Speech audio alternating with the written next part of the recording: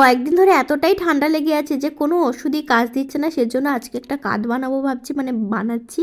আদা, তুলসী পাতা, গোলমরিচ, একটু জিরে নিয়েছি, একটু ওয়েটের কথা মাথায় রেখে, আর একটু দারচিনি নিয়েছি, দিয়ে ভালো করে জলটাকে ফুটিয়েছি, দিয়ে গরম করে দিনে 2-3 বার এই জলটা সিপ সিপ করে খাচ্ছি। যদি এতে একটু গলায় একটু আরাম হয়, জানি না কাশি কমবে কি না, তোমরা কে কে জানো এটা বলো।